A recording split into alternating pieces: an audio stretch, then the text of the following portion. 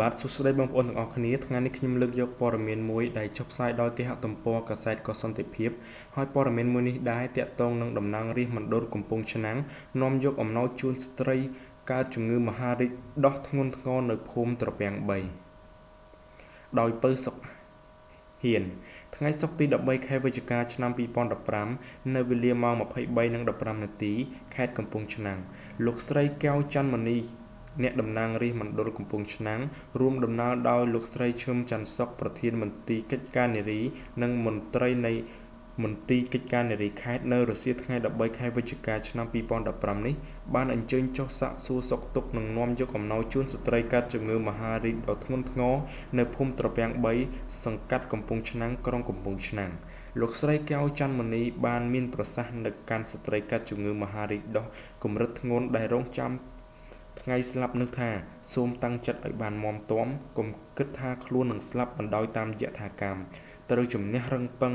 ប្រឹងហូបចំណីអាហារហើយបើឈឺចុកចាប់ខ្លាំងត្រូវពិសាថ្នាំដែលបំបត្តិការចុកចាប់ដែលពេលនេះលោកគ្រូពេទ្យក៏បានអញ្ជើញមកជាមួយដែរបន្តិចទៀតលោកនឹងណែនាំត្រូវធ្វើអ្វីខ្លះសូមគិតថាពួកយើងទាំងអស់គ្នាមានប្រធានមន្ទីរមេភូមិនិងពិសេសម្ចាស់ផ្ទះដែលឲ្យយើងស្នាក់នៅគឺបានគិតគូរណាស់មិនប្រងើយកន្តើយឡើយលោកគ្រូពេទ្យដែលបានអញ្ជើញទៅជាមួយមានប្រសាសន៍ថាសុដុនយើងមានសាច់2ដុំសាច់មួយដុំអាចព្យាបាលបានសាច់មួយដុំទៀតជាសាច់កាចមិនអាចព្យាបាលបានទេហេតុនេះលោកសូមណែនាំថាត្រូវថែរក្សាខ្លួនជំនះឲ្យបាននិងត្រូវតស៊ូលោកនឹងជួយឲ្យថ្នាំបំបត្តិការចុកចាប់ដើម្បីឲ្យសម្រានលក់បានច្រើនបើយើងចេះតស៊ូជំនះនឹងជំងឺយើងនឹងអាចរស់បានយូរតែបើយើងបណ្តែតបណ្តោយក៏ឆាប់ស្លាប់បានដែរ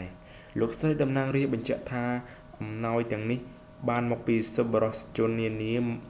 មានលោកស្រីតង់ណារីប្រធានមន្ទីរកិច្ចការនារីសប្បុរសជននានានិងលោកស្រីផ្ទាល់ដែលមានអង្ករ25គីឡូក្រាមទឹកត្រី1យួរទឹកស៊ីអ៊ីវ1យួរទឹកដោះគោឆៅ1ឡូមី1កេសផ្លែឈើ1ថង់ធំសារ៉ង់2និងថវិកាចំនួន60,000រៀលសូមរំលឹកថាស្ត្រីឈ្មោះសុំធឿនអាយុ52ឆ្នាំកើតជំងឺមហារីកដោះខាងឆ្វេងធ្ងន់ធ្ងរដែលគ្រូពេទ្យប្រាប់ថាហួសពេលមិនអាចព្យាបាលបានទេត្រូវបានស្ត្រីឈ្មោះកេតនាងអាយុ56ឆ្នាំនិងឈ្មោះកេតនីមអាយុ53ឆ្នាំរស់នៅភូមិត្រពាំង3សង្កាត់ផ្សារឆ្នាំងឲ្យផ្ទះស្នាក់នៅព្រោះគាត់កំព្រាពេលនេះគាត់កើតជំងឺមហារីកដោះមិនអាចព្យាបាលរងចាំតែថ្ងៃស្លាប់ប៉ុណ្ណោះ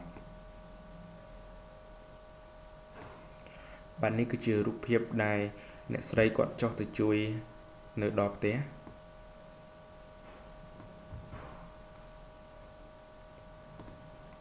បាទសូមអរគុណដល់ការតាមដានស្ដាប់